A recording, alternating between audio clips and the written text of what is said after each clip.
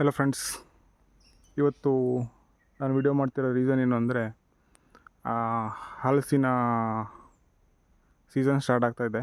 ಇನ್ನೇನು ಹಲಸಿನ ಕಾಯಿಗಳೆಲ್ಲ ಬರ್ತಾಯಿದೆ. ಸೊ ಇದರಲ್ಲಿ ಸುಮಾರು ಜನಕ್ಕೆ ಗೊತ್ತೇ ಇರಲ್ಲ, ಇದರಲ್ಲಿ ಹಣ್ಣು ಹೂ ಬೇರೆ ಇರುತ್ತೆ, ಹೆಣ್ಣು ಹೂ ಬೇರೆ ಇರುತ್ತೆ, ಗಂಡು ಹೂ ಬೇರೆ ಇರುತ್ತೆ ಅಂತ. ಸೊ ಗಂಡು ಏನಾಗುತ್ತೆ ಅಂದರೆ ಪರಾಗಸ್ಪರ್ಶ ಆದಮೇಲೆ ಅದು ಉದುರೋಗುತ್ತೆ. ಸೊ ತುಂಬ ಜನರಿಗೆ ಇದ್ರ ಬಗ್ಗೆ ಗೊತ್ತಿರಲ್ಲ. ಸೊ ಅದ್ರ ಬಗ್ಗೆ ಪರಿಚಯ ಮಾಡಬೇಕಂತಲೇ ವಿಡಿಯೋ ಮಾಡ್ತಾಯಿದ್ದೀನಿ. ಸೊ ಇವಾಗ ನೋಡಿ, ಇದೊಂದು ಒಳ್ಳೆ ಜಾತಿ ಹಲಸಿನ ಮರ. ಸೊ ಇದರಲ್ಲಿ ಈ ಥರ ಕಾಯಿಗಳಿದೆ ನೋಡಿ. ಇದು ಗಂಡು ಹೂವು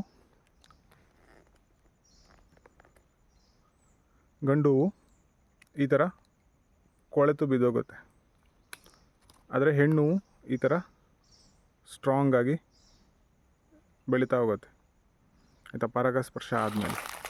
ಸೊ ಇವಾಗ ನೋಡಿ, ಇದು ಇವಾಗ ಜಸ್ಟ್ ಆಗಿರೋ ಗಂಡು ಹೂವು. ಇದರಲ್ಲಿ ಸಣ್ಣ ಚಿಕ್ಕ ಪೋಲನ್ ಕೂಡ ಕಾಣಿಸುತ್ತೆ ನೋಡಿ. ಆ ಥರ ಸ್ವಲ್ಪ ಯೆಲ್ಲೋ ಕಲರ್ ಇನ್ನೂ ಚಿಕ್ಕ ಪೋಲನ್ಸ್ ಬರುತ್ತೆ, ಕಾಣಿಸುತ್ತೆ. ಸೊ ಇದನ್ನ ಡಿಫ್ರೆನ್ಸ್ ನಾವು ಹೆಂಗೆ ನೋಡೋದು ಅಂತಂದರೆ 2 ಥರ ನೋಡ್ಬೋದು. ದ ಫಸ್ಟ್ ಒನ್ ಏನು ಅಂದರೆ, ಇವಾಗ ಇದರ ಬುಡನ ನೋಡ್ಬೋದು. ಸೊ ಬುಡ ಈ ಥರ ತೆಳ್ಳಗಿತ್ತು ಅಂದರೆ ಇದು ಗಂಡು ಹೂವು. ಅದೇ ಇದರ ಬುಡ ಈ ಥರ ಸೈಜಲ್ಲಿ ದಪ್ಪ ಇತ್ತು ಅಂದರೆ ಇದು ಹೆಣ್ಣು. ಅದು ಈಸಿಯಾಗಿ ಗೊತ್ತಾಗತ್ತೆ. ಇನ್ನೊಂದು ಮೆಥಡ್ ಏನು ಅಂದರೆ, ಇದು ಆ್ಯಕ್ಚುಲಿ ಈಸಿ ಮೆಥಡ್ಡು. ಸೊ ಈ ರಿಂಗ್ ಕಾಣ್ತಾ ಇದೆಯಲ್ಲ, ಈ ರಿಂಗ್ ದಪ್ಪದಾಗಿತ್ತು ಅಂದರೆ, ಈ ಕಾಯಿ ಬುಡದಲ್ಲಿರೋ ರಿಂಗು ದಪ್ಪದಾಗಿತ್ತು ಅಂದರೆ ಇದು ಹೆಣ್ಣು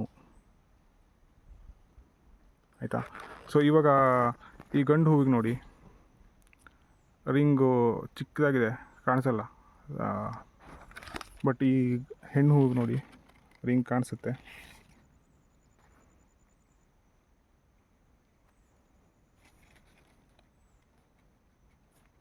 ಸೊ ಈ ಥರ ಡಿಫ್ರೆನ್ಸ್ ಮಾಡ್ಬೋದು.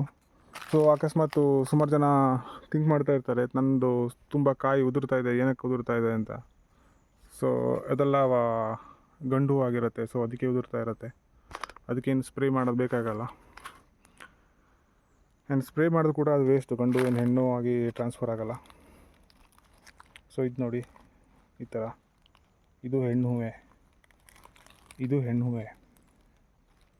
ಇದು ಒಂದು ಮಾತ್ರ ಗಂಡು.